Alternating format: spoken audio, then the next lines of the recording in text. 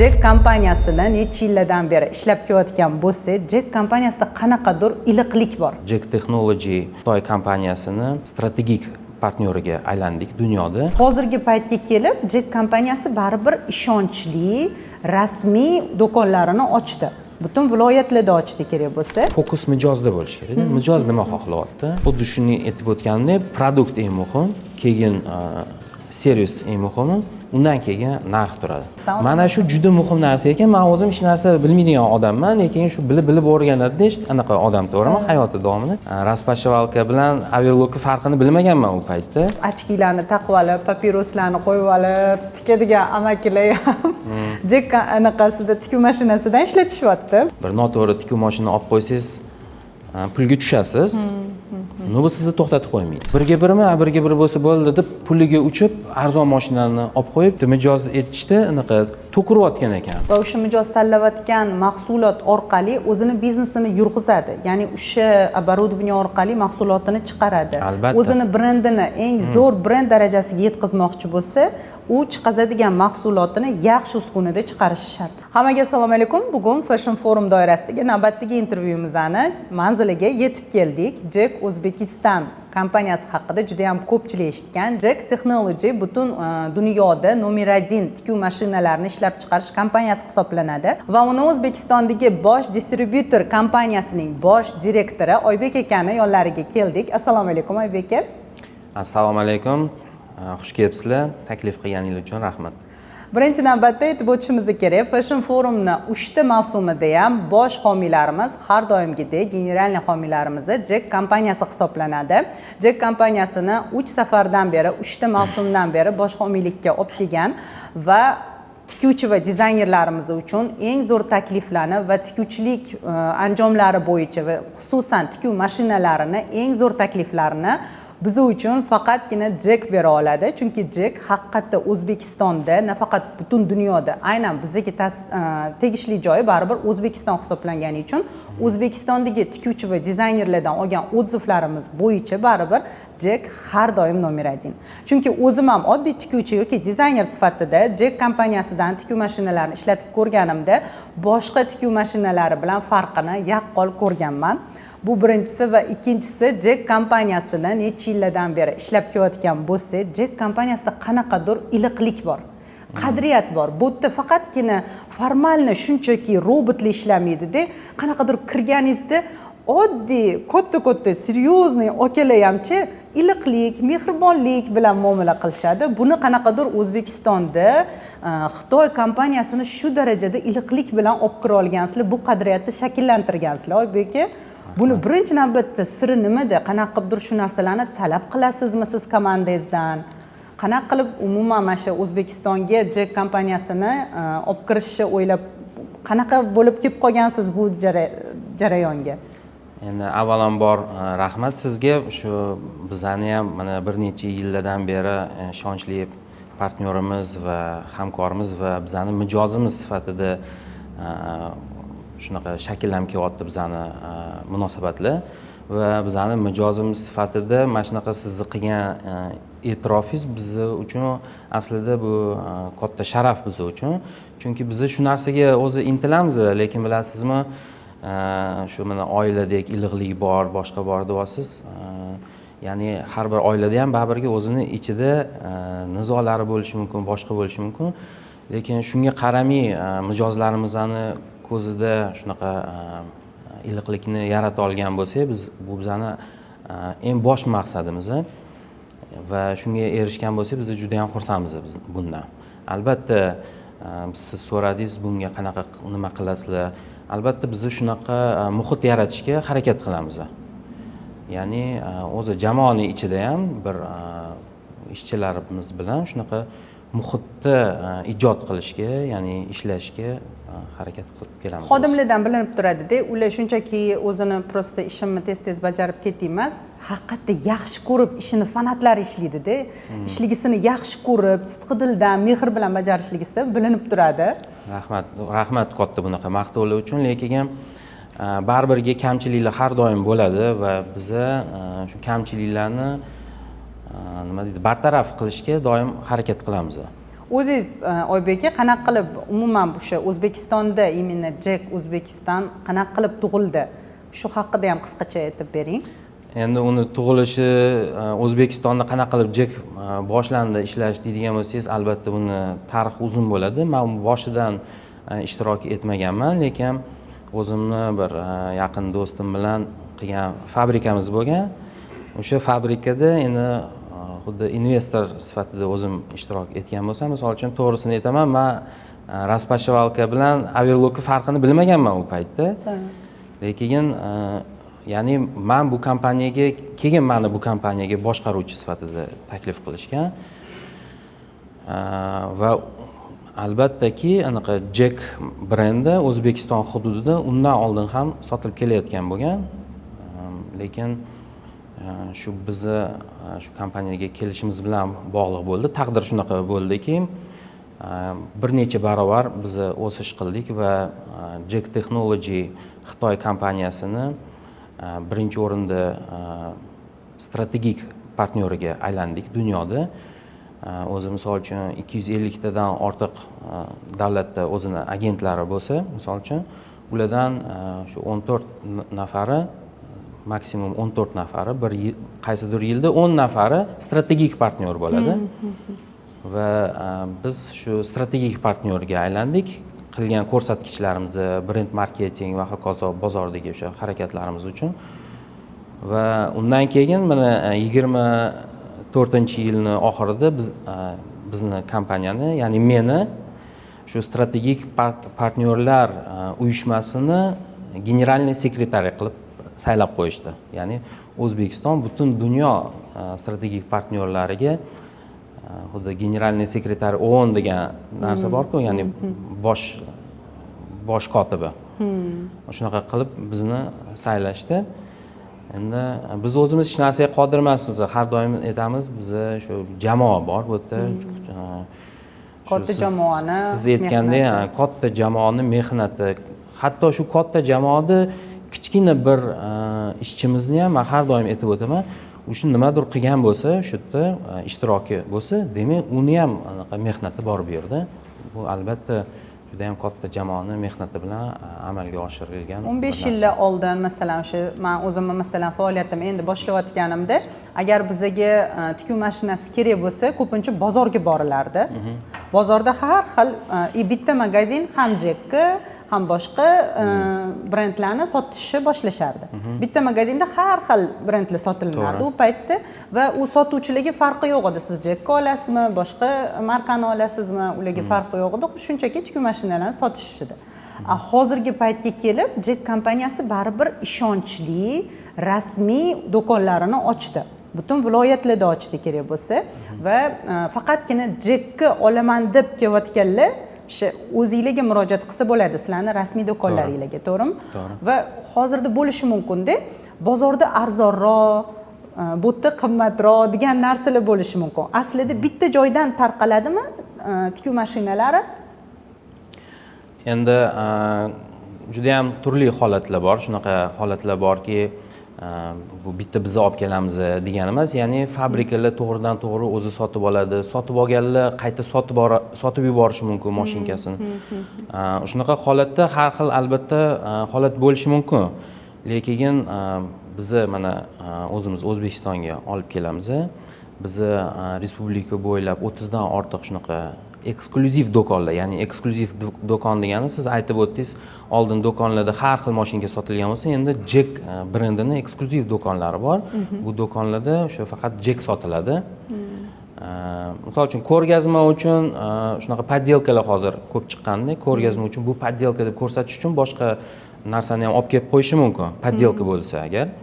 Shu kontrafaktga qarshi kurashish uchun, lekin shunaqa eksklyuziv do'konlarni aytadigan bo'lsak, hozir respublika bo'yicha 30 dan ortiq shunaqa do'konlarimiz bor va shu do'konlarda hammasida biz narx bir xil sotishga va eng asosiysi o'zi gap narxda emas. Asosiysi mana marketing tadqiqoti o'tkazilgan ekanda, birinchi mijozga, misol uchun sizga o'zi eng muhim narsa bu produkt ekan. To'g'rimi? Misol uchun siz shveyniy mashina sotib olyapsiz. yoki mashina haydaydigan sotib olyapsiz, farqi yo'q. Yoki uy sotib olyapsiz yashash uchun, to'g'rimi? Shu yerda siz uchun aslida o'sha sotib olayotgan produktingiz siz uchun eng muhim narsa. Ya'ni nima u? U nima qila oladi va u menga nima bera oladi? Men undan nima olaman? Misol uchun uydan komfort olasiz, mashinadan komfort yoki bir siz muammoingizni hal qiladi, bir manzildan ikkinchi manzilga yetkazadi yoki tikuv mashina sizga nimadir tikib beradi va o'sha yerda buni muhim qanaqa tikishi, uni qanaqa choklarini, boshqasini qanaqa bo'lishi o'zi eng muhim narsa sizga produkt ekan. Undan keyin nima turadi desak, undan keyin servis turar ekan. Qanaqa servis qilib bera oladi bunga? Misol uchun deylik, siz bir haydaydigan mashina olyapsiz, zo'r, komfortni, juda chiroyli, siz xohlagandan ham a'lo, ammo uni servisi yo'q. Menimcha siz o'ylab qolasiz, bunda olaymi, olmaymi? Hatto pulingiz bemalol yetyapti, problema emas pulda, misol uchun. To'g'rimi? Lekin servisi yo'q. Albatta odam o'ylab qoladi. Ну, конечно, albatta kimdir shunaqa juda ham haydashni orzu qilgan, juda ham puli ko'p bo'lsa balki oborardir, uni bilmayman. No, uni protsenti qancha desangiz juda ham kam, misol uchun unaqa. To'g'rimi? Xuddi shuni aytib o'tganimdek, produkt eng muhim, keyin servis eng muhimi, undan keyin narx turadi. Shu narx masalasida bizni politikamizda hamma joyda. Bizning politikamizda bir xil. Buni kontrol qilish qiyin emasmi? Juda ham qiyin. To'g'risini aytishim kerak, bu juda ham qiyin narsa, chunki baribirga shu qayerdadir nimadir o'tib ketishi mumkin. Viloyatdagi deymizmi, men bilmayman, shahardagimi shunaqa dilerlar sablazn deymizmi, men o'zbekcha qanaqa aytiladi hozir eslolmadim. Sablazn bo'ladiki, mana sotuvchida sablazn bo'ladi. Bir narsani sotayotgan bo'lsam, men sizga hozir o'sha tezroq sotishni xohlash sablazn bo'ladi. O'sha yerda sotuvchi noto'g'ri bitta yo'lga, xatoga yo'l qo'yadi har doim. Juda ham ko'p holatda mana spetsialistlar bo'lsa aytishar, u tezroq narxdan tushirib berishga harakat qiladi. Masalan, shuni sotish uchun. Tushunasizmi? Lekin u tushunsaki, что u klient uchun birinchi produkt muhim. Undan keyin servis muhim. Oxirgisi narx. Mana shu produkt haqida gapirib berdimi o'zi? Misol uchun deylik, siz ko'ylak sotsangiz, mana siz juda ham mashhur dizaynersiz, biz xursandmiz siz bilan ishlaganimizdan. Siz misol uchun ko'ylak, shunaqa ayollarning ko'ylagini tikayotganda, siz uni matosi haqida, uni o'sha nafas olishimi, qulayligimi, boshqasimi, chiroyliligimi, jozibasimi, nimada fishkasi, shularni aytib berdimi oldin? Undoq qilib beraman, buncha qilib beraman, menimcha kelishtirib beraman deyishdan oldin. Faqat narx turmasdan. Mana shu juda muhim narsa ekan. Men o'zim hech narsa bilmaydigan odamman, lekin shu bilib o'rganadi, anaqa odam, to'g'rimi? Hayoti davomida shu xitoylik do'stlarimizdan shuni o'rgandimki, Xitoyga agar borgan bo'lsangiz, bilasiz, ular juda ham qimmat narx aytadi. Sodalashadi, to'g'ri, narxni tushirib beradi. Baribir shu sotmoqchi bo'lgan narxiga sotadiki, lekin uni ketma-ketligi bor ekan. Nimani birinchi qilish kerak, keyin ikkinchi nima qilish kerak, keyin uchinchi nima qilish kerak. Misol uchun sizga buni isbot sifatida shuni aytamanki, ovqat pishirmoqchisizda, birinchi qiladigan ish bor, ikkinchi qiladigan ish bor, uchinchi qiladigan ish bor, to'g'rimi? Siz birinchi bo'lib 7-chi ish qilsangiz, keyin 3-chi ish qilsangiz, keyin birinchi ish qilsangiz, keyin 4-chi ish qilsangiz, siz ovqatingiz qanaqa bo'ladi? To'g'rimi? Ovqatning mazasi qanaqa bo'ladi shunda? Bu masalada ham sotuvchi birinchi o'rinda shu narsani tushuntirib berish kerakki, chunki shu narx masalasida hozir so'radingiz-da, men shunga tushuntirib oxirigacha aytib berishga harakat qilaman. Klient har doim mana shu mashina sotib olayotganda bir qiziq holat bo'ladi. Balki sizda ham bo'lgandir, shu hozir aytganimda, balki shu narsani e'tirof qilasiz. Bir biznes qilmoqchisiz, misol uchun mashinka olmoqchisiz yoki farqi yo'q. Makaron chiqazmoqchisiz. Mashinka demaylik-da, xuddi mashinka sotayotgandek bo'lmaylik hozir. Makaron chiqazmoqchisiz, оборудование olmoqchisiz. Endi o'sha оборудование olishda arzonroqni olishga shunaqa o'yinga o'ynab ketib qoladi. O'zi maqsad boshida nima edi? Maqsad boshida biznes qilish edi, to'g'rimi? Bitta uskunani qo'yib foyda ko'rish edi. Lekin maqsad o'zgarib qoladi boshida-da. Kichkina xato ekonom qilishga harakat qiladi. Endi startapper, ya'ni o'sha endi start qilayotgan biznesmen u boshqa o'yinni o'ynab, ya'ni arzonroq оборудование olaman deb xato qilib qo'yadi-da. O'ziga zarar qilib qo'yadi. Yomon katta zarar qiladi. Boshida yurib ketganingizda bunaqa zararlar bilinmasligi mumkin. Misol uchun siz hozir ketyapsiz, tikyapsiz, narsalar sotyapsiz, boshqa qilyapsiz. Hozir bir noto'g'ri tikuv mashinani olib qo'ysangiz, pulga tushasiz. Bu sizni to'xtatib qo'ymaydi. Masalan, o'sha keyinchalik u biznesni o'xshamagan, xudo saqlasin, o'xshamagan taqdirda ham keyinchalik sotishda ham baribir yaxshi оборудованияni bemalolroq sotadi. Bu. To'g'ri. Undan tashqari ishlatganning o'zida ham yillar davomida baribir o'zini kuchini ko'rsatadi. To'g'ri. Original bo'lmagan mahsulot. To'g'ri. Endi o'zi boshida ishni boshlayotganda u sotishi srazu to'g'ri o'ylash kerak. U narsani ham o'ylamaslik kerak demayman. Uni ham o'ylash kerak, lekin ko'proq anaqa kompaniyasini rivojlanishini o'ylash kerak-da, uni uskunasi unga foyda keltiradigan bo'lish kerak. Va o'sha foydani qarang, o'sha foydani u kalkulyatorda hisoblay olish kerak ekan.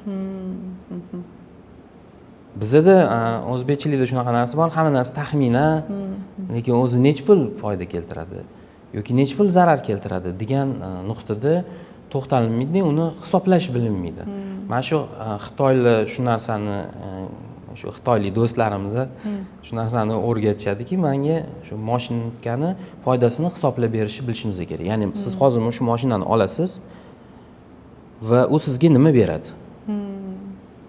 Buni javobi bo'lishi kerak-da. Prosta men sizga aytsam, bu sun'iy intellektli, bunaqa texnologiya bor, bunaqa bor, bu anaqa mashina, buni dizaynini Porsche qilgan, haqiqatan Porsche qilgan dizaynini, bizning o'sha mashinalarimiz bor. Dizaynini Porsche kompaniyasi qilgan. Lekin u sizga nima beradi? Shunaqa hop zo'r ekan, u chiroyli ekan. Qiymat taraflama, to'g'ri? Ha, pulli. To'g'rimi? Pul baribirga любой biznesda pul xuddi pul muhim deganda bu hamma narsa boylik uchun ekan, unaqa ma'noda emas. Pul muhimki, ha, biznesga nabarot haqiqiy biznesmenlarni o'zi so'rasangiz, puli bo'lmaydi o'zi. Bir Jahongir Ortiqxo'jayev bitta shunaqa aytishganda, savol berishganda qiziq javoblari menga yoqqanda, bitta milliarderdan so'rashgan ekanda, 2 milliard pul bersa senga nima qilarding desa, deyishdi. O'zi milliarder ekan. 2 milliard pul bersa nima qilarding desa, u aytibdiki, anaqa qarzlarimni berib yuborardim debdi. Tushundingizmi? Ya'ni majoziy ma'noda bo'lishi mumkin, bilmadim. Shu biznesda ko'pincha pul baribirga ichiga kirib ketadi biznesda. Albatta. Kirib ketaveradi-da, o'ziga kirib ketaveradi. Shu anaqa bundan ko'riladigan foyda, xursandchilik o'zi nimadan iboratsa, shu biznesni kattalashishidan. Buni bir necha yil ishlab ko'rgan tadbirkorligini biladi. Boshlanishida faqatgina biznesni yo'lga qo'yib olishni o'ylashadi. Keyinchalik kattalashgani sari, sistemalashgani sari, sistemaga to'g'ri ketayotgani sari u biznes egasiga yomon kuch beradi, yomon motivatsiya beradi. Xuddi anaqa xursand qiladi, xuddi uni dunyosi anaqa kengayyapti, kuchayyapti, buni ko'radi, o'zini pullari o'shaning ichida aylanib yuraveradi, uni qo'lida bo'lmaydi. Endi tushishi mumkin. Mana katta biznesmenlar aytishadi, men unaqa aqlli odam emasman, bunaqa biznesdan aql o'rgatish uchun o'zi mana eshitib turaman bir xil biznesmenlarni. Alisher Isayev degan bitta shunaqa odam borlar, ular ham aytib turadilar, misol uchun. Shunaqa biznesmenlarning bir fikrini ko'rganda, haqiqatda bu hamma biznesda shunaqa ekan o'zi. Har doim bitta joydan olishingiz kerak, bitta joyga berishingiz kerak. Ulardan nimadir olishingiz kerak, bularga olib kelib berishingiz kerak, pulni olishingiz kerak, yana berishingiz kerak. Albatta unaqa bo'ladi. Lekin kengayish uchun, mana qarang, kengayish uchun sizni ostatkangiz ham ko'proq bo'lishi kerak, to'g'rimi? Demak, u ostatka bo'lish uchun siz uni ostatka sotib olishingiz kerak. Uning uchun pul kerak. Mana shunaqada ketaverar ekan. Ya'ni bu o'zi normal protsess ekan demoqchiman. Normal protsess. Aynan Jack kompaniyasi boshqa kompaniyalar juda ham ko'p. Hozir ayniqsa tikuv mashinasi nimasida, yo'nalishida juda ham markalar ko'p hisoblanadi va Jack kompaniyasi sezilarli darajada yaxshigina oxirgi paytlarda оборот oldi. bemalol ayta olaman. O'zim yaqinda o'tgan hafta mana Milandan keldim. Ko'rgan bo'lsanglar, agar Milanda ham ko'rdim, o'sha yerga ochkilarni taqib olib, papiroslarni qo'yib olib, tikadigan amakilar ham Jack anaqasida tikuv mashinasidan ishlatishyapti. Bu qanaqadir menga juda ham mag'rurlantirdi, juda ham g'ururlandim shu narsadan. Xuddi bir o'zimiz chiqazmagan taqdirimizda ham bizning partnyorlarimizaniki deb xursand bo'lib ketdim. O'zimiz ham oddiy Reels'larda ham masalan Eron Reelslari chiqadimi, boshqa poiskoviklarda baribir tikuvchilarda asosan tikuv nimalari chiqadi, videolar. O'shanda ham juda ham ko'p auditoriya Jack ishlatadi. Shundoq ko'm-ko'k bo'lib ko'rinib turadi ko'p nimada. Butun dunyo bo'yicha yaxshigina tarqalib bera oldi Jack.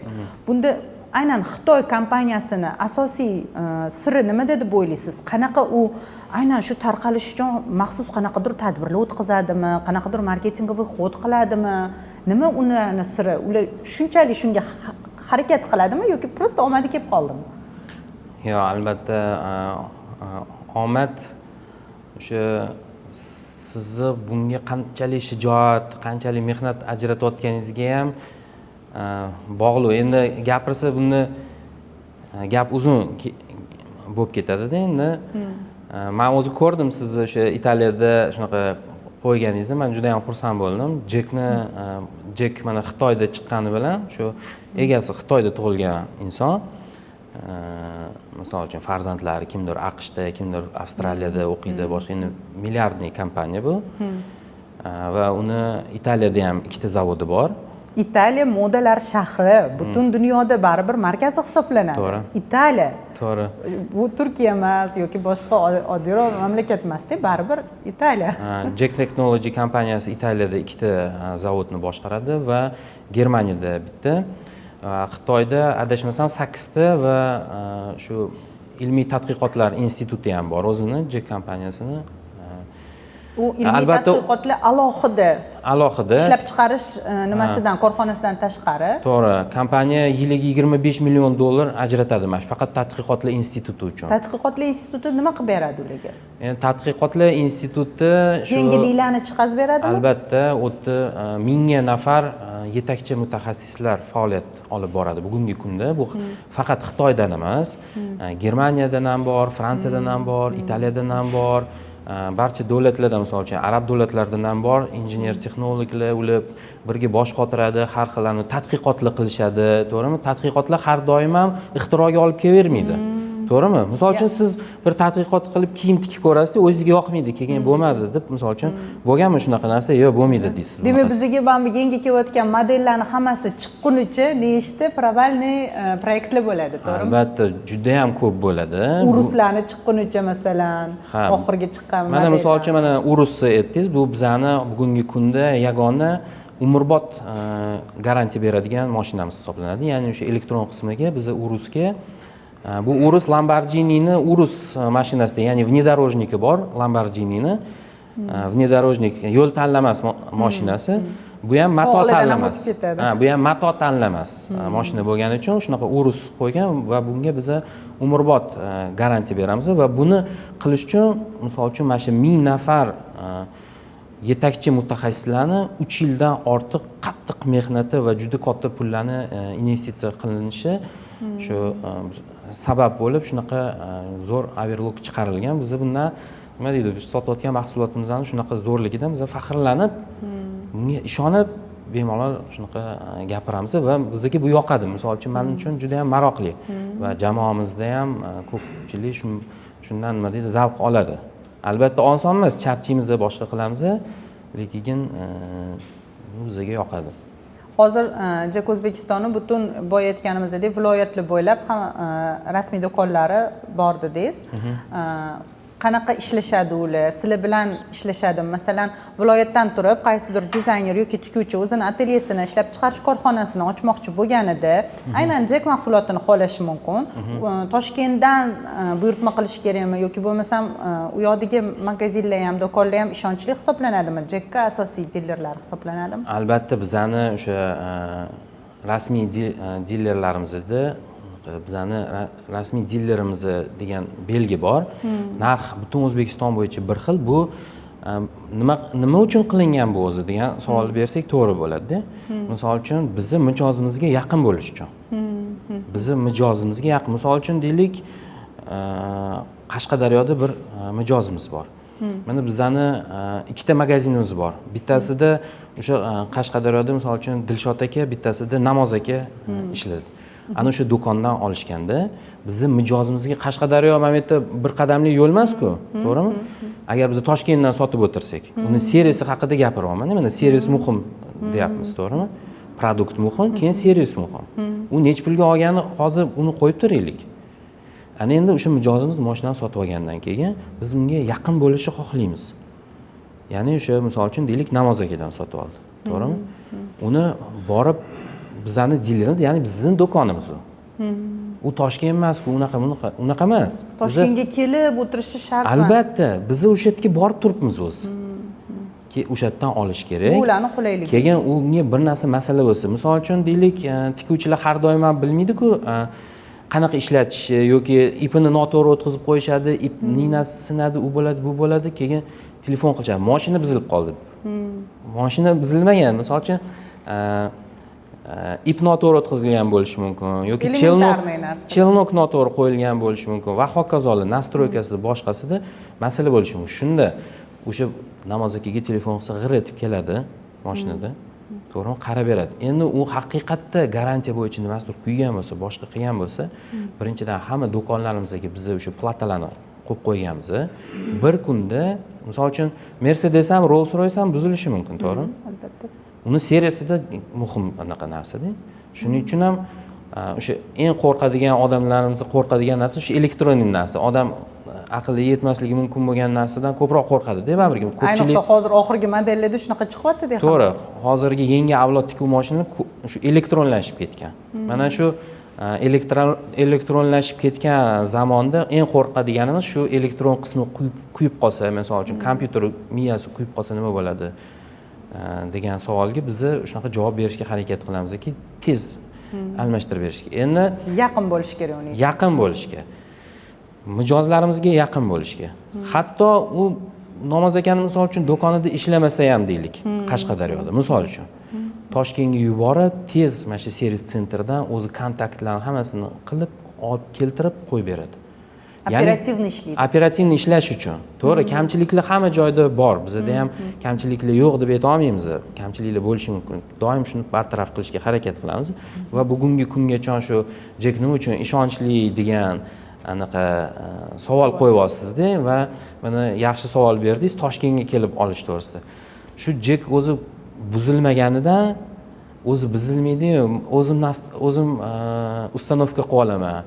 Ustanovkasiz bering. Biz aytamizki, ustanovka ichida tekinga biz ustanovka qilib beramiz. Mana shu oldingiz mashinani olib borib o'rnatib qo'yib berishadi.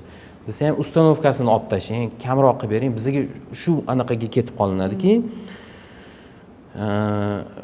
ya'ni ustanovka nimadan bo'lsa ham narxini $5 bo'lsa ham pasaytirib olish. Keyin o'zim ustanovka qilaman deganda ko'pincha olib borib noto'g'ri o'rnatib qo'yishadi, noto'g'ri ulab qo'yishadi. Keyin shu sababidan kuyib qoladi yoki bir narsa bo'ladi. Keyin mashina buzildi, mashina yaxshi emas ekan deb o'ylaydi. Mijozda. Hamma narsa o'zi to'g'ri bo'lgani yaxshi-da, misol uchun o'zi o'zingizga bir kompyuter olsangiz, endi juda ham professional bo'lsangiz, o'zingiz yig'a olasiz-ku, lekin ofisingizga siz olsangiz, menimcha yig'ib berishadi kimdir, to'g'rimi? O'zingiz yig'maysiz-ku uni. O'shani to'g'ri qilish kerak-da. Elektronlashib ketgan zamonda endi o'zim ustanovka qilaman demagani mijozi yaxshi va bundan o'zi aslida arzonroq olishga harakat qilishmas. To'g'ri, har bir mijoz arzonroq olishga harakat qiladi. Misol uchun men o'zim ham nimadir oladigan bo'lsam, shu qarayman, boshqa qilaman, lekin servisi juda ham muhim buni va undan nima foyda olishni hisoblashib biznesmenlarimiz yaxshiroq bilsa yaxshi bo'lardi. Yoki zarar qilishi ham. Ha. Qancha zarar bo'lishini ham. Qancha zarar bo'ladi va qancha foyda bo'ladi bundan. O'shani hisoblashni bilish kerak. Shunaqa. Bu juda ham muhim narsa. Misol uchun deylik, men sizga bitta shablonli mashinani hozir reklama qilaman-da.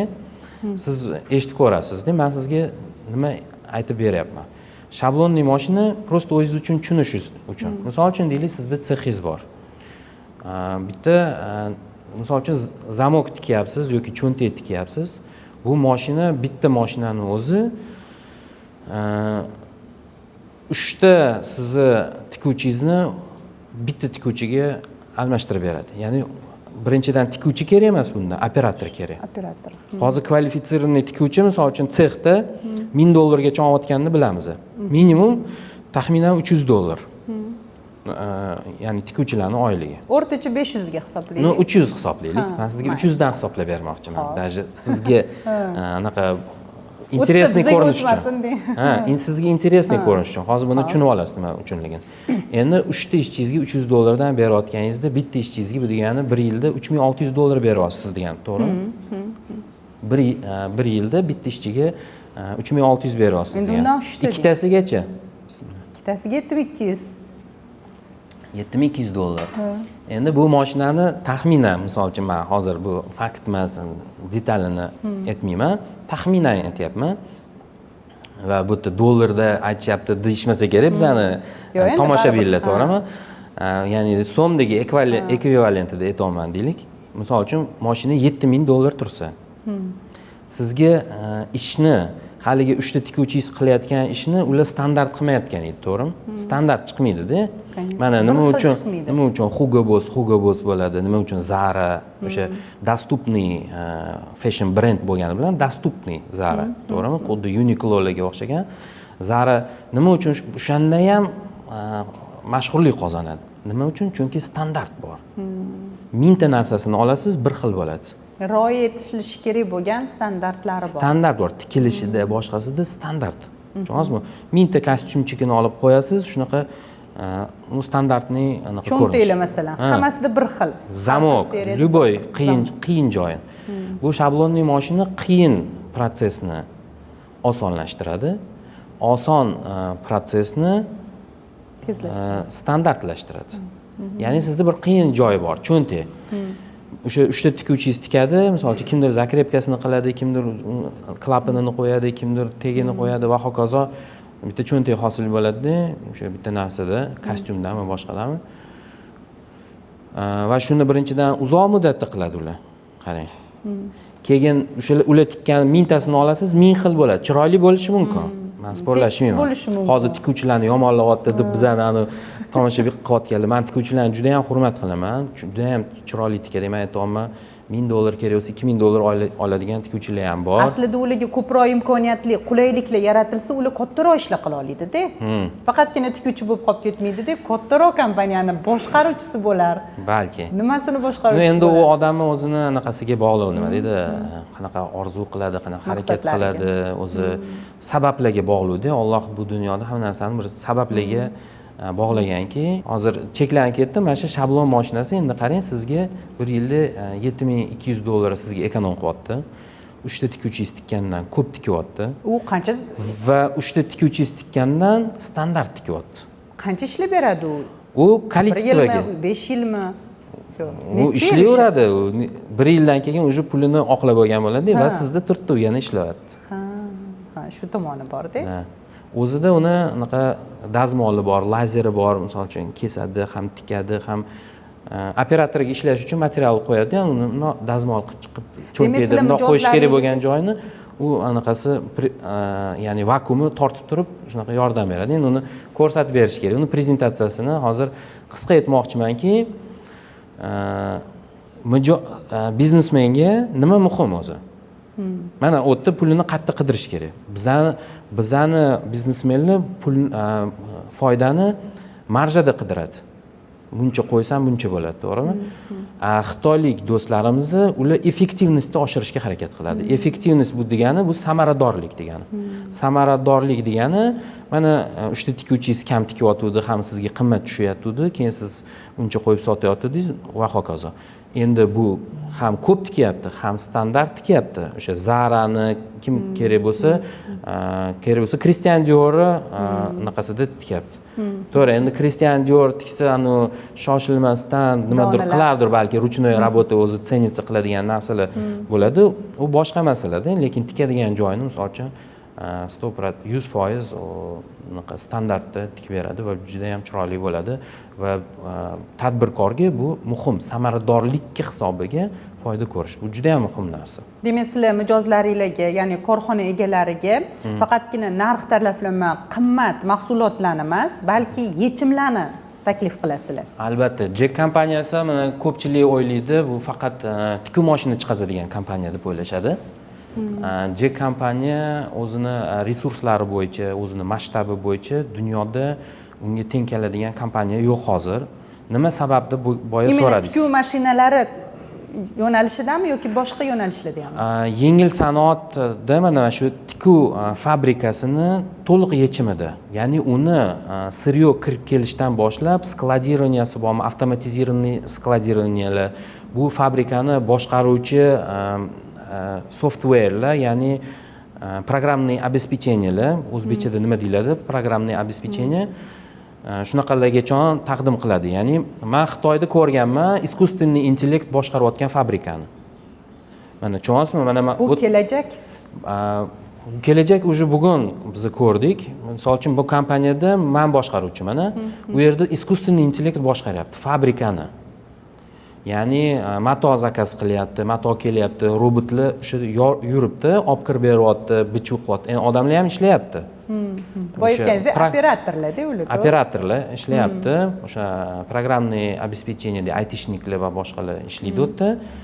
Lekin искусственный intellekt boshqaryapti, ko'rsatyapti va katta ekran, искусственный intellekt qayerda, u bilan qanday gaplashamiz desa, katta ekran hamma datani, ya'ni informatsiyani, hisobotlarni real vaqtda chiqazib beryapti. Hozir nima tikildi, nechta mashina ishlayapti, ishlamayotgan nimaga ishlamayapti, nechta narsa bichilyapti va hokazo va bitta joyida qoyil qoldim, odamlar uni reklama qilyapti onlaynda. O'sha yerda qizlar как modellar bitta xona qilinganda modellar o'sha kiyib yoki ko'rsatib, veshelkada boshqada ko'rsatib, anaqa onlayn translyatsiya qilib shunaqa reklama qilishayotganini ko'rdim. Xitoy juda oldinda-da, undan juda ko'p o'rganadigan narsalarimiz bor. Sizlar bu Xitoy bilan primoy ishlaysizlar.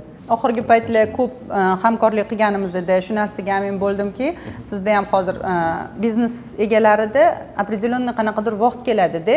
Birinchi o'sha boya aytganimda endi boshlaganingizda startapligingizda biznesingiz yuradimi yo'qmi, shu narsa sizni maza qildiradi. Davay deysiz, motivatsiya anaqa qilasiz, keyinchalik уже kengaytirish, pul katta оборот olib ketyapti va qanaqadir ma'lum muddat keladiki, siz xalqqa manfaat beryapsizmi degan narsa.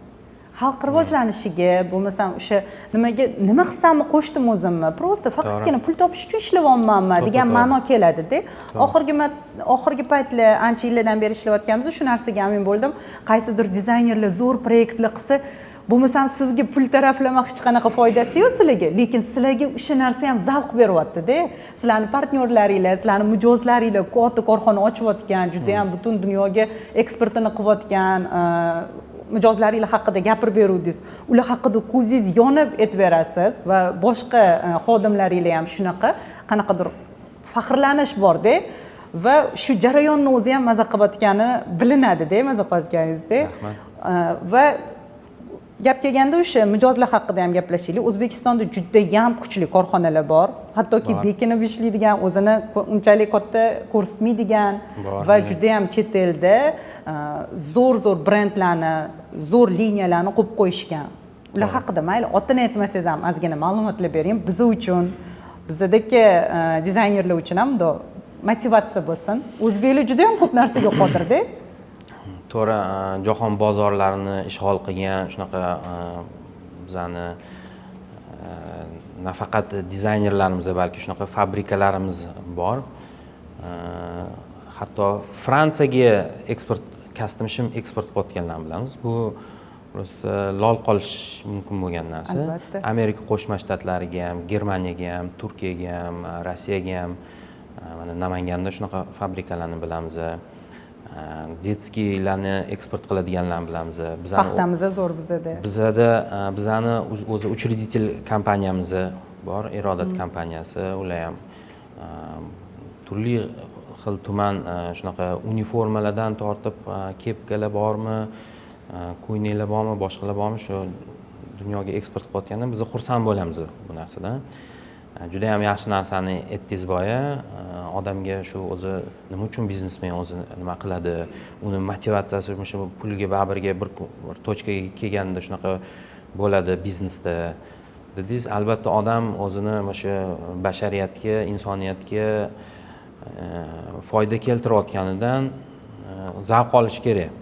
Hayotda bir anaqasi mazmun bo'lishi uchun ham shunaqa jamiyatga bir foyda keltirayotganini sezish kerak. Shundan zavqlanish kerak o'zi. Uni zavqlantiradigan narsa ham bir yuragida olov bo'lishi mumkin bo'lgan narsa ham qiyinchiliklarni anaqa yengib o'tishga anaqa beradigan, yordam beradigan narsa ham o'zi shu bo'lsa kerak deb o'ylayman. Chunki shunaqa bir xil qiyin holatlar bo'ladi, boshqalar bo'ladi. Tushunmovchiliklar bo'ladi. Har xil holat bo'lganda ham shunaqa bir mazmun uchun odam anaqa turishi mumkin-da. Haqiqatdan shunaqa, ya'ni shu narsa bo'lishiga biz harakat qilamiz. Kuchli brendlar bor, juda ham ko'p unaqa O'zbekistonda. Mana biz bilamiz, mana Irodat kompaniyasini aytdim, Ideal degan katta fabrikalar bor, Samo degan katta fabrikalar bor. Ko'p qo'shma korxonalar ham bor, turklar bilan, ruslar bilan jinsi chiqaradigan va hokazo. Bizani partnyorlarimiz biz bilan ishlashadi, biz ular o'sha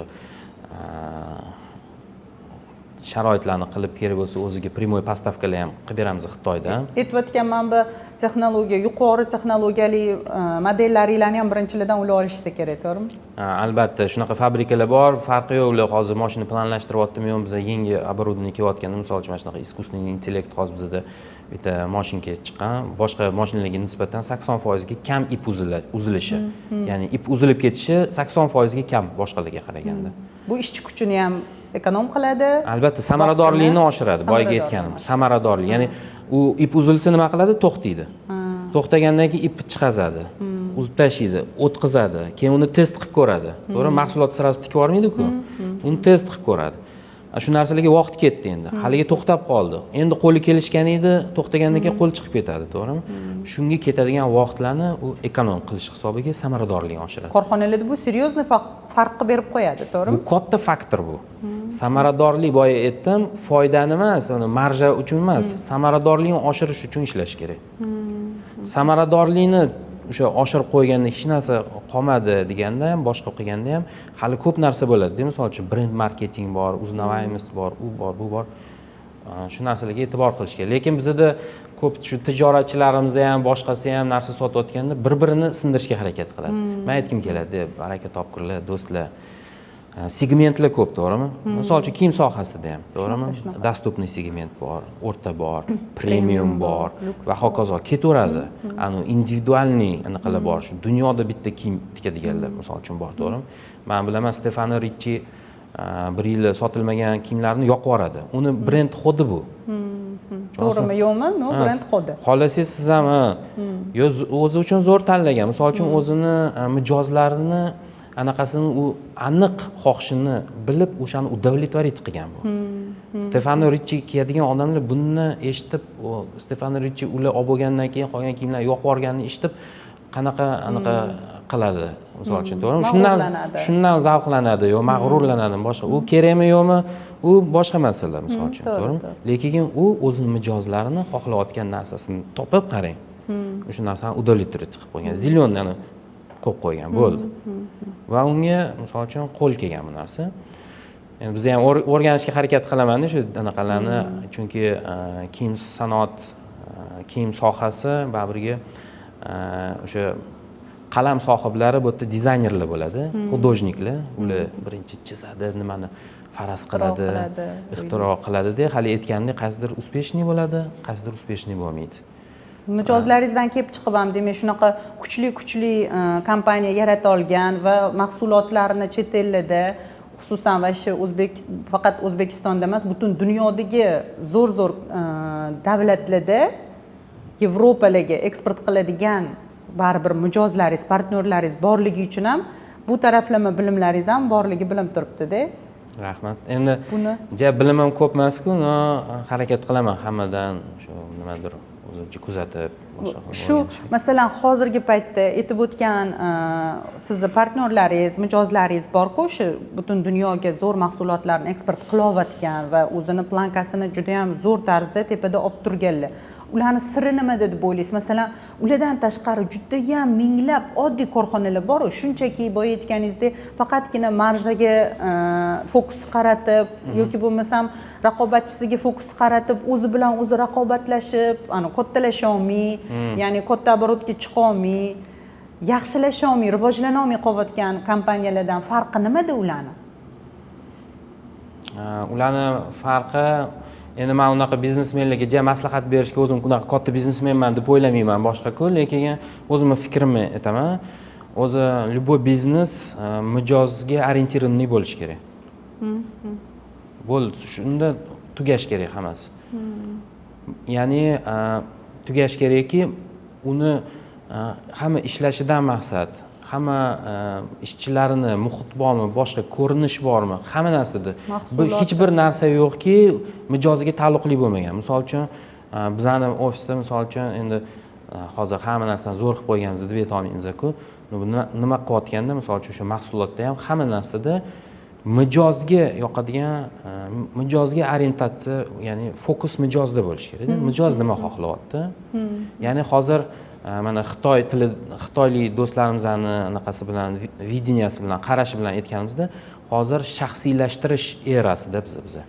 Shaxsiylashtirish erasi deyiladi bu. Bu nima degani? Bu hamma narsa endi mijozning xohishiga qarab. Mana deylik, oldingi zamonlarda odamlar hali kiyimni o'sha qanaqa qilib kiyim qilish haqida, boshqa haqida o'ylaganda, to'g'rimi? Mana shu paxta, keyin zig'ir tolalari bor, qo'pol tolalar. O'shalardan nima to'qib o'zini issiqlik kerak bo'lgan-ku. Shu narsani birinchi hal qilib olishgan.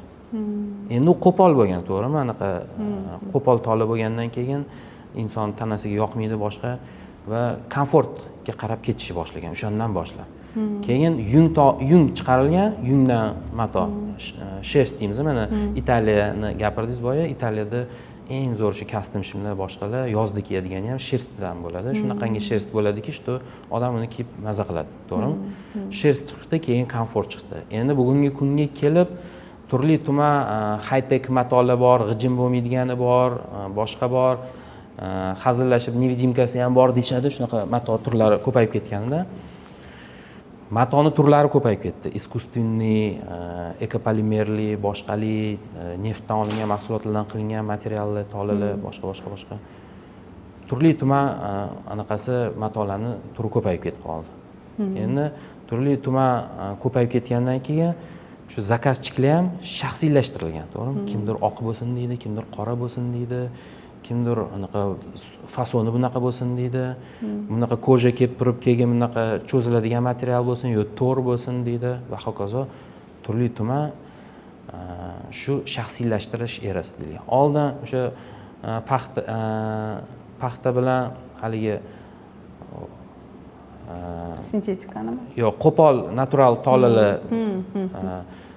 zig'ir tolasi misol uchun bo'lgan degan bo'lsam, o'sha paxtani anaqasidan qilingan, paxtani o'zini oq joyidan emas, misol uchun qo'pol narsalardan qilingan materiallar bo'lgan. U paxtani oqi keyin u kashf qilingan. Keyin misol uchun mana bu sholklar, ipak tolalar keyin kashf qilingan. Уже keyin komfortli bo'lsin, endi chiroyli bo'lsin, unaqa bo'lsin, bunaqa bo'lsin bo'lib shaxsiylashtirib ketgan. Sizga kelgan zakazchini ming xil turdagi orzulari bor. Sizga aytayotgan, bu yerda unaqa bo'lsin, bu yerda bunaqa bo'lsin, manaqa bo'lsin, pirpiragi bo'lsin, guli bo'lsin va hokazo, to'g'rimi? Mana shu shaxsiylashtirish zamoni deyiladi. Ya'ni o'sha moda kompaniyalar demak shaxsiylashtirish, ya'ni mijozga mana shu shaxsiylashtirish deganda hamma mijozini o'zini ruschada aytganda xatelkalari bor. Ana o'shanda har doim biznes mijozga qaratilgan, ya'ni mijoz o'rganishga qaratilgan bo'lsa, mijoz nima xohlayapti, unga nima yoqmaydi, unga nima yoqadi, nima uning uchun muhim. Mana tadbirkorlarimizda boya aytdim, ko'pchiligi ahamiyat berishmaydi, что o'zi birinchi produkt muhim, keyin servis muhim, undan keyin narx aytish kerak. uni aytmaydi, birinchi narxdan gaplashishadi bizada. Faqat narxdan. Boshqa narsa haqida gapirmaydi. Uni qo'yaver, ha bilaman, zo'r, hatto mijozing ham, hatto anaqasi fokusi shu narxda bo'lib qoladi. Narxda bo'lib qoladi. Shu noto'g'ri. Birinchi produkt haqida gaplash kerak o'zi nima olamiz. Chunki biz o'zimizdan bir marta yashab o'tadigan umrimizda mana shu o'zimizga nimadir olyapmiz shu kun. U farqi yo'q, servismi, u produksiyami, u farqi yo'q, morojniymi, hatto men aytaman, hamma yaqinlarimga aytaman, hatto olayotgan narsasini ham o'sha o'qish kerak. Qayerda chiqqan, nima bu? To'g'rimi? Srok godnosti nima, uni ichida nima bor, uni shu narsaga ahamiyat berish kerak. Va o'sha mijoz tanlayotgan mahsulot orqali o'zini biznesini yurg'izadi. Ya'ni o'sha оборудование orqali mahsulotini chiqaradi. Albatta. O'zini brendini eng zo'r brend darajasiga yetkazmoqchi bo'lsa, u chiqazadigan mahsulotini yaxshi uskunada chiqarishi shart. Mana sizga boshqacha perefrazировать qilib aytaman shu narsani. O'zini mijozi uchun chiqaradigan mahsulotini tikadigan uskunani olyapti. Tushunasizmi? Orientirованность mijozda bo'lishi kerak. O'zini mijoz, ana siz brendini deyapsiz-ku, o'shanda brend mijozga orientirованный bo'lsa, o'shanda brend bo'la oladi. To'g'rimi? Zamon talabi. Da, faqat brend, men bunaqa brendman deb gapirib yuraversa-da, uni hech kim tanimasa, uni mijozi bilan hech qanaqa ishi bo'lmasa, unga mijozga u qiziq bo'lmasa, uni nimasi brend uni? To'g'rimi? To'g'ri, brend bo'lishi mumkin, sherlar bilan, yulduzlar bilan juda ham chiroyli chizilgan nomlari bo'lishi mumkin. To'g'rimi? Lekin baribir mijozga qaratilgan bo'lishi kerak asosiy nimasi. Eng muhim narsa mijozga qaratilgan bo'lishi kerak. U to'g'ri, misol uchun nomi qanaqa boshqa muhim narsa bu-da. Lekin mijozga orientirованный bo'lish eng muhim narsa deb o'ylayman men o'zi. O'sha to'g'ri ham bo'ladi deb o'ylayman. Hozir Jack kompaniyasi faqatgina katta korxonalarda ko'proq ishlaydi va undan tashqari oddiy tikuvchi, oddiy dizaynerlar yoki bo'lmasam endi o'zini biznesini boshlamoqchi bo'lgan tikuvchi qizlarga ham yaxshigina imkoniyat beradi. Ya'ni faqatgina bizda optim sotiladi yoki faqat korxonalarga beramiz deb emas, sizlar bitta yoki ikkita dona tikuv mashinalarini ham sotasizlar va shunaqa mijozlarga ham baribir individualniy podxod qilib, yaxshilab tushuntirib berishadi xodimlaringlar. Bizda masalan o'qishimizda asosan Jack tikuv mashinasi bo'lgani uchun aynan Jackka olgilgisi keladi, chunki shunda qo'li o'rgangan bo'ladi. O'zimni qaynona oyijonim bilan o'tgan oydan beri noldan boshlab o'qiyaptilar tikuvchilikni va ular ham olib berasiz, o'shandan Jackdan olib berasiz deb so'rab yotibdilar. Ha, oyijon yangi uyga ko'chib olaylik, o'sha yerga sharoit qilib olamiz deb hozir anaqa qilib turibman. Aynan Jackga muhabbati kuchiylashib ketadi-da, ko'pchilikni-da. Shunchalik o'tirganda baribir o'zini odam boshqacha his qiladi. Oddiy boshqa bilmayman, boshqa nimalarimiz ham bor edi. Shu paytgacha oxirgi paytda yengillab tashladim. O'zimdan keyin istora o'rtog'im ham, dizayner ham hamma eski mashinalarni sotib olib, hammasini Jackdan oldi. Va bu hozir o'zimizning o'zaro dizaynerlar, tikuvchilarning orasida ham bu trendga aylandi. Keyingi safar men almashtiraman, bu deb mana shunaqa gap, biz maqtanadigan narsalarimiz shu bo'lib qoldi-da aslida.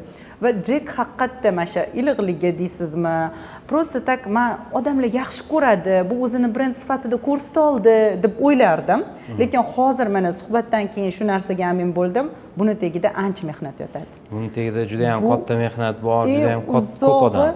Tadqiqotlar institutidan boshlab turib, bu yerdagi komandani boshqarish, bu yerda bosh direktori o'y fikrlari, biznes yuritish sistemasi, bu yerda juda ham uzoq yillik mehnatlar yotganini bildim. Biz shunchaki mahsulotni demak tanlamas ekanmiz, bir necha yillik mehnat evaziga orttirilgan masalan brend nomigacha chiqaza olgan mahsulotni tanlar ekanmiz asosan. Shunaqa desa ham bo'ladi. Sizda hozir boya aytib o'tganimdek katta korxonalar bilan ko'p ishlaysizlar va u korxonalardan men oldingi safar kelganimda aytib berganingizda to'g'risi juda ham mag'rurlanib ketganman. Demak, bizda men shu narsani amin bo'lganman-da, o'zbek biznesmenlari qanaqadir qonida biznes bor, bilasizmi? Boshqa shahardagi boshqa millatlarga qaraganda o'zbeklar qanaqadir tavakkalchiroq, riskovaniyroq to'g'ri. va ularga ko'proq qulaylik berilsa, kattaroq ish qila oladi deb o'ylayman. Ha, mana Korxonalarda ham. shu joyda men aytib o'tgan bo'lardimki, faqat o'zbeklar emasda, balki o'zbekistonliklar desak, chunki O'zbekistonda ko'p millatli aholi yashaydi va buni shu tarix bilan bog'liq bir joylari bor bo'lsa kerak deb o'ylayman o'zim. Haqiqatda bizda biznesmenlar juda ham shunaqa решительный tez masshtab qilishga harakat qiladi, bir xil narsalarda shoshilib qoladi. Balki shu bilim yetishmaslik holatidan nimadir xatoga yo'l qo'yishi mumkin, lekin shunaqa bir Ko'proq foydasi ambitsiozni biznesmenlar borligi sababli shu buyuk ipak yo'lida joylashgani bo'lsa kerak deb o'ylayman. Buyuk ipak yo'li o'tganida ham. Da, mana shu Buxoro, Toshkent, misol uchun vodiylar ham, bizda misol uchun Namanganda juda ham anaqa rivojlanib ketgan shu custom shin tikishda juda qimmat оборудованияларni ham unga bir katta biznesmen aytgan edilar, o'sha Jahongir Ortiqxo'jayevni gaplari bor, duh kerak degancha. Shu duh kerak-da o'zi haqiqatdan shu pulni tikib shu bir biznesga yurish uchun ham duh, shunaqa ambitsiya kerak. Shunaqa решительный biznesmenlarni ko'p ko'rganman, juda ham zo'r fabrikalar ishlayotgan, qoyil qolmasdan iloji yo'q. Bizdan ham shu mashinalar olishadi, bosh qilishadi shu kungacha ham. Bu bizda haqiqatda bizda tadbirkorlarda bor. Endi shu chaqlaydigan joyga kelganda, shu menimcha bilim kerak deb o'ylayman. Shu biznes haqida ko'p shu anaqa o'qishligi kerak menimcha. Hozir mana shu bloger biznesmenlar bor, mana Alisher Isayev dedim, yana ko'p yana odamlar bor, mentorlar bor. Endi hammani eshittirsa ham bo'lmaydi. Anaqa ko'payib ketadi informatsiyada. Bir o'zida nima bor uni ahamiyat berish kerak. Menimcha o'zi nimaga erishgan odam boshqa qilgan. Demak, sizdan hozir baribir mahsulot haqida ham, mijozlar haqida va biznesni yurg'izish bo'yicha ham ancha bilim va tajribalaringizni oldim deb o'ylayman. Bu intervyuimizni eshitgan va ko'rgan insonlar uchun ham yaxshigina foyda bo'ladi. Chunki sizni masalan nafaqat korxona egalari, balki dizaynerlar ham bu intervyudan manfaatli bilimlar olishligi mumkin. O'zini endi biznesini ochmoqchi bo'lganlar, o'zini mahsulotini ishlab chiqarmoqchi bo'lganlar yoki bo'lmasam kichkinagina korxona bo'lib turib, katta korxona qilib kengaymoqchi bo'lganlar uchun ham o'ziga kerakli bilimlarni olishdi deb o'ylayman. Va Jack kompaniyasini biza dizaynerlar, tikuvchilar bekorga shuncha paytdan beri aynan tanlab kelmaymiz. Jack butun dunyoda nomer 1, world number 1 deb chiqadi, to'g'rimi? Shu joyda men yana bitta joyini qisqacha aytib o'taman. Mana so'rashadi sizlar buni hatto bizani shu monopoliya va anaqaga qarshi kurash anaqa savol berdi bizga, agentство bizga shunaqa savol murojaat qilishdi, biz ko'rsatdik. Nimaga hamyoqda shunaqa oldin China nomer 1 deb yozardi. O'sha hatto o'shanga ham bir raqami turgani uchun shuni nima bilan tasdiqlaysizlar boshqa. Amerika Qo'shma Shtatlarini dunyoda juda mashhur bo'lgan nufuzli Frost & Sullivan degan konsalting va reyting shunaqa kompaniyasi bor. Mana shu kompaniyaga Jack Technology murojaat qilib, mana shu tikuv mashinalari savdosi umuman o'sha dunyoda tikuv sanoati bo'yicha, umuman tikuv sanoatida mana shu tikuv uskunalari bo'yicha savdosi va servisi va boshqalar bo'yicha shunaqa reyting qo'ygan. Izlanish, ya'ni statistический, ya'ni o'rganib chiqishni buyurgan. Ya'ni bunga albatta pul to'lanadi va Frost & Sullivan prosta bitta sertifikat berib qo'yindi. Ular albatta juda ham ko'p odamni jalb qiladi. Butun dunyoda savdo, ya'ni shu eksport va boshqalar o'rganilganda 14 yildan beri Jack brendi tikuv uskunalari bo'yicha dunyoda birinchi raqamli mashinka bo'lib kelayotganini 14 yildan beri. Ya'ni 2024-yilning oxiriga bu. Hozir endi biz 2025-yilga ketyapmiz. 2024-yilgacha 14 yildan beri dunyoda birinchi raqamli brend ekanligini e'tirof qildi va sertifikat berdi. Men yordamchilardan iltimos qilib so'raydim, anaqa. Shuni rasmini qo'yib qo'yamiz videoga.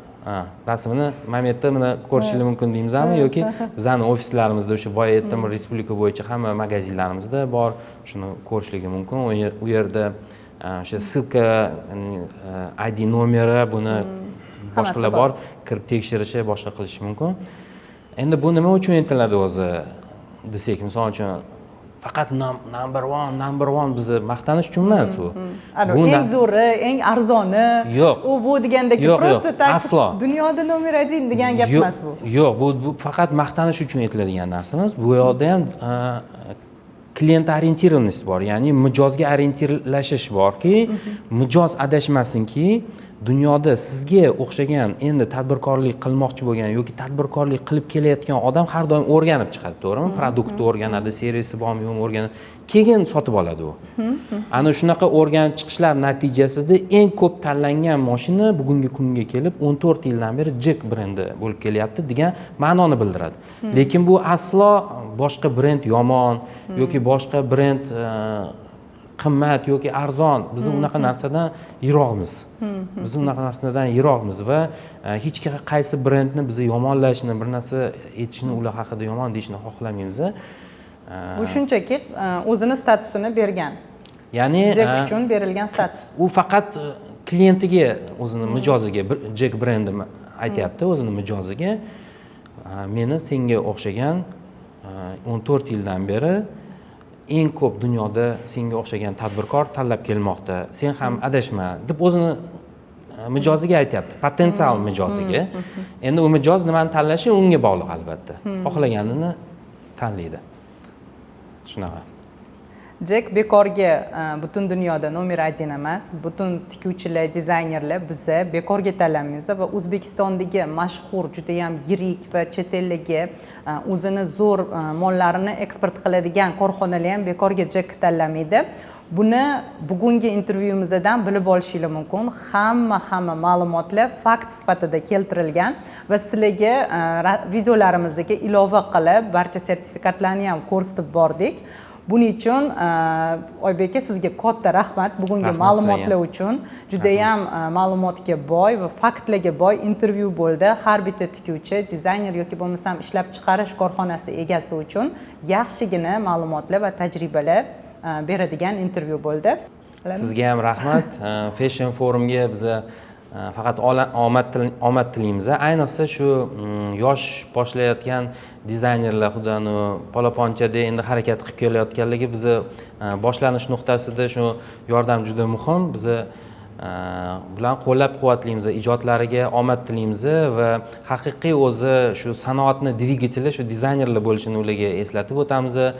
Hech qachon tushkunlikka tushmasin, hatto nimadir o'xshamagan taqdirda ham ruschada shunaqa maqol bor, darogu asilit idущий degan, ya'ni yurgan odam shunaqa yo'lni bosib o'tadi. Shu haqida esda tutishsin va barcha tadbirkorlarga omad tilayman. Haqiqatda bugungi mana shu yig'ilish hammaga xayrli, manfaatli bo'ladi degan umiddaman. Qo'limdan kelgancha o'zim tushunganlarimni aytdik va taklif qilganinglar uchun, mana shunaqa suhbatga chaqirganinglar uchun sizlarga ham rahmat katta. Sog' bo'linglar. Katta rahmat. Biznesmen mashina olayotganda anaqani ketidan qulab ketib qoladi. Arzonroq mashina olaman, hatto bir xil mijozlar hozir bozorda один к одному, ya'ni birga bir deb podelka mashinani sotsa, endi hali sotuvchi o'zidan xuddi soqit qilganda, ya'ni men bunga original deb aytmadim, birga bir dedim, boshqa degani uchun birga bir bo'lsa bo'ldi deb puliga uchib arzon mashinani olib qo'yib, bitta mashina anaqa yaqinda bitta mijoz aytishdi, anaqa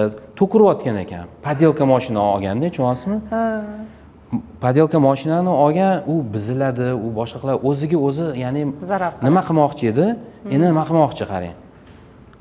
Ya'ni biznes qilmoqchi edi, pul topmoqchi edi, to'g'rimi? Endi arzon mashina olgani uchun o'ziga katta zarar keltirdi. Endi to'kiradigan mashinada ishlab bo'lmaydi-ku, misol uchun, to'g'rimi? Yoki shaqillab yoki ertaga moy oqib ketsa, bitta kichkinagina moy tomsa, mana siz bilasiz. Kiyimingizga kichkinani materialga, bir sholkoviy materialga shunday tarqab ketib qoladi materialda. Bo'ldi, bizildi, uni qanday mijozga sotasiz? Yo tegan edi, mana bu yerga deb olsangiz, haligi birinchidan olgan mijoz butun umr qo'yni g'ash bo'ladi. Qo'yni o'ksib yuradi. Men pulim yetmaganidan shu yo tegan qo'yni sotib olganman deb. hech qachon unaqa narsa qilish kerak emas. Qilib ketgan ekanda, Oybek aka. Poddelkalar ham ko'payib ketgan ekanda Jack. Hozir juda ham ko'p shunaqa poddelkalar kelyapti. Nimaga bilmayman, mana yo'l ko'pda, to'g'ri yo'l ko'p. Misol uchun brend olib kelib sotsa bo'ladi. Ba'zi bir noinsof shunaqa tadbirkorlar bor deymizmi, nima deymiz? Bilasizmi nima deb o'ylayman? Bu poddelkalar bizani o'zi reklama qilib qo'yadi o'zi aslida. Chunki mijoz baribir saviyasi hozirgi kunda yetmagani bilan original keyinchalik bu 1 yil 2 yildan keyin bu albatta mashinasi buzilgandan keyin nima bo'ladi? Mana protsessni o'ylab ko'rsak, poddelka mashina oldi, keyin yoki to'kurdi, yoki shaqirladi, yoki moy oqib ketdi, boshqa bo'ldi, ishlamadi, nimasidir buzildi. Misol uchun Xudo ko'rsmasin, kompyuteri buzilsa bo'ldi, u tamom, musorga tashlab yuborsa ham bo'ladi uni. Agar almashtirib bermasada, u poddelkalarni odatda almashtirib berishmaydi. Shunaqa holat yuz berdi deylik, nima qiladi? U birinchi o'rinda kimdan sotib olgan bo'lsa, o'shandan norozi bo'ladi. To'g'rimi? Haligi sotayotgan odam bozordagi ulushini yo'qotadi birinchidan. Sizdan sotib olgan narsasidan kasodga uchragan odam qanaqa sizdan boshqa kelib narsa olmaydi, to'g'rimi? Endi u mijoz bilan nima sodir bo'ladi? U tushunib yetadi, original olish kerakligini. Og'riqli yo'l bilan bo'lsa ham tushunib yetadi. Bugun bo'lmasa ertaga tushunib yetadi. Keyin baribir o'sha original narsani olishda davom etadi. Bizda servis buzilsa servis desa, aka buzilmayapti mashinangiz, menga narxidan gapiring deyshadi. Mijozlarimizda buzilgani shuncha olganman, 3 yildan beri ishlayapti, buzilmaydi deydi. Bir xillarda buzilishini kutib, keyin almashtiraman desa, buzila qolmaydi-da. Shunaqa holat bo'ladi. To'g'ri, servis haqida gapiramiz desa, bir anaqamizni o'chirib qo'yishadi, shunaqa aytishadi bizga. Servisi bo'ldi, yaxshi tushundim. Mashina buzilgani ham yo'q hali, menga narxini kelishtirib bering bo'ldi deb qo'yadi klientlar. Haqiqatda 15 yil oldingi olgan Jacklarimizni almashtirmoqchi bo'ldik, buzila qolmadi, buzilmasa ham keyin almashtirdik-da. Keyin boya intervyuda bitta joyi qolib ketdi-da, o'shani aytishim kerakmi deb bilmayman, shu eskini yangiga almashtirish aksiyasi ham bor edi, ya'ni trading. Sizlarda postoyandanmi bu? Yo'q, hozir o'zi tugaganmi yo'qmi bilmayman. Yangi sezon yana boshlanar ekan. Bu ham anaqa mijozga qulay bo'lish uchun. Odamlar boshqacha tushunadi-da, shu anaqa sotuvchi va oluvchi xuddi dushmandek. Unaqa bo'lish kerak emas o'zi, munosabat. U bir-biriga yordam berish kerak. Tushunasizmi? Sotuvchi ham bu yerda maqsad anaqaga oluvchiga yordamlashish. Mana misol uchun kimni puli yo'qda, hali yangi mashina olmoqchida, yangi mashina olsam, keyin men buni sotib yuboraman deydi. To'g'rimi? U yangi mashina olish uchun определенный summa to'plash kerak. Misol uchun deylik 10 ta mashina olmoqchi, katta summa bo'lib ketib qoladi, to'g'ri? Eski mashinasini trading qilsa, trading ham shunaqa qilinadiki, siz bozorda o'zingiz oluvchilarga birinchi insof bilan narxlatdingiz mashinangizni, to'g'rimi? O'shandan $30 sizdan qimmat sotib oladi. Bunga Jack Xitoy ofisi investitsiya qiladi, ya'ni mijozlarini o'sha sizga yordam berish. Siz xohlaysiz-ku, bitta mashina olgan edingiz, eski model edi, endi yangi modelini olmoqchisiz, to'g'rimi? Mana iPhonening yangi modeli chiqdi, hamma yugurib borib, u kerak bo'lmasa ham iPhonening yangi modelini olishga harakat qiladi. Bunda ham texnologiyada tем более shunaqa bo'lishi kerak. Chunki har yili bilasiz, mana Jack yangi texnologiya chiqazayotgani bu anaqa zo'rki, что siz xohlaysiz shu texnologiya sizda bo'lsa. Hatto misol uchun mana shu mashinani anaqasini Porsche qilgan dizaynini, mana shu mashinani dizaynini Porsche qilgan. Endi sizda boshqa dizaynliydi. Endi balki siz xohlaysiz shunaqa dizaynli sizda bo'lishini. Ya'ni o'zi dizayneri ilhomlantiradigan narsa ham o'zini o'sha ideyalarida bo'lganda uni qo'lidagi qalami bor-ku chizadigan. O'sha eng zo'ri bo'lishi kerak deb o'ylaymiz. Ya'ni uni uskunasi o'sha o'zini ijod mahsulini yaratadigan narsasi eng zo'r bo'lishi kerak va o'zini hurmat qiladigan dizayner menga arzonroq bo'lsin, unaqa bo'lsin demasin-da. Men shu yerda aytardim-da o'zi. Shu dizaynerlarning yonidagi otasi, onasi, birinchi o'rinda aka-ukalari, amakilari, tog'alari, dodalari, bular podдержка qilishsin. Arzonrog'ini olgin deyishmasin, yaxshisini olsin. Bizning o'zbeklar o'zi shunaqa. Yaxshisini ol, bolam deydi. To'g'ri. Endi hamma bir xil deb ayta olmayman. Bir xil har xil anaqa sostoyanda odam bo'ladi. Hatto o'zingizni pulingiz yetmayotgan bo'lsa deyman dizaynerga, qarang shunaqa meni agar eshitsa-da, shunaqa amakilar, tog'alari yaxshisini olib bersin u qizga-da, чтобы u shundan ilhom olsin. Polyot uchish bor-ku, shu anaqasidan uskunasining zo'rligidan boshlansin. Men bir xil ko'rib qolaman shunaqa podelka olgan odam u ichi o'ksiydi har doim. Bir kun agar shu hayotdan intilib chiqib anaqa yulduz bo'lib chiqsa, u hammaga gapirib anaqa ko'ngli o'ksib yuradi. Meni pulim yetmagan mashinka olishga va yoki men bunaqa mashina olganman. Da. No, unaqa chiqib ketishi ham qiyin bo'ladi-da, boshida ko'ngil bir anaqa qilsa. To'g'ri.